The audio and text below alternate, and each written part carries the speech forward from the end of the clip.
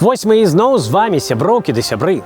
Зноўку сустракаемся ў нашым нацыянальна-гістарычным вострасюжэтным з элементамі хорару, камедый, экшну і меладрамы серыяле. Не забыліся, як называецца? Беларускі след.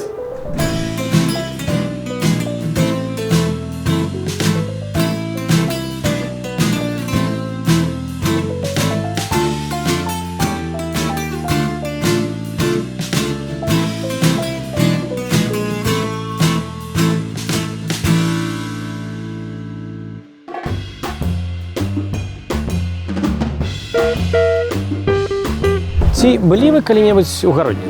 Так? Не? А мне дык давялося і не раз. Вельмі мне падабаецца гэты заходні горад на Нёмане. Людзі з гародні ніколі не будуць утойваць сваё паходжанне і нешта наконт гэтага цямніць. Яны заўсёды скажуць: я гарадзенка, я гарадзенец. І ў якімсьці далёкім Дэлавэры ці ў Арызоне, у недалёкім Менску яны ўсё адно застаюцца гарадзенцамі. В аўтульнай старажытнай гародні жыла калісьці небагатая габрэйская сям'я. Прозвішча іхняе было Сухаўлянскія. Яго звалі Макс, яе Ета. І вось неяк у 1902 годзе у Макса ды Еты нараджаецца сын Мэйр. А ў 1911, калі Мэйру было толькі 9, маці з старэйшым братам узялі хлопчыка з сабою ў доўгае трансатлантычнае падарожжа. Яны селі на каравель Курск, не блытаць з падводнай лодкай, у адэскім порце і пакіравалі за акіян. І вось каравель прыбывае ў Эліс-Айленд, у Нью-Йорк. Трэба зазначыць, што яшчэ раней у 1909 годзе сюды перабраўся іхні бацька Макс і пасяліўся ў ніжнім Іст-Сайдзе. Прадстаўнік іміграцыйнага ведомства скараціў нязручнае для амерыканскай вымаўлення прозвішча Мэйра Сухаўлянскі да кароткага Ланскі.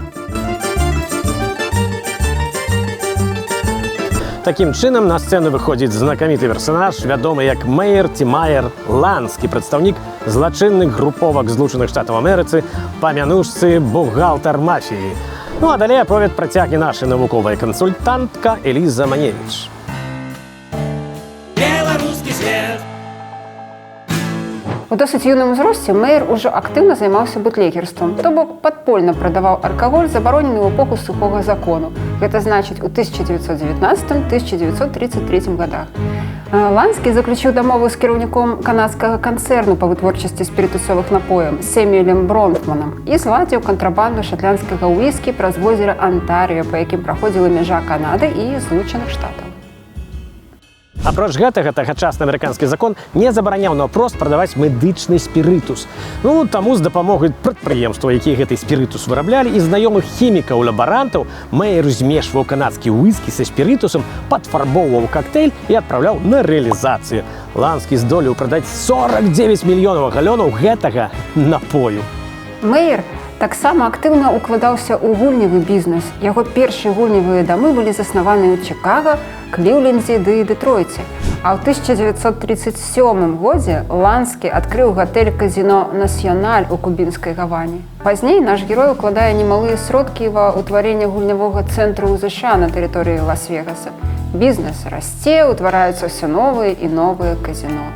Ланскі робіцца настаўнікам чыкагскага боса Тоні Аккарда і набывае афшорны банк у Швейцарыі, які выкарыстоўвае для адмыўкі грошай. Жыццё Мэйра Ланскі было напоўненае прыгодамі, пераважна вельмі небяспечнымі, супярэчлівымі стасункамі з ахоўнікамі парадку, судамі, уцёкамі, вяртаннямі і велізарнымі грашыма. Зрэшты, пасля смерці на ягоным рахунку было толькі 57 000 долараў. Дзе падзеліся ўсе грошы, вядзецца як найменей пра мільёны, і пакуль так і засталося загадкай.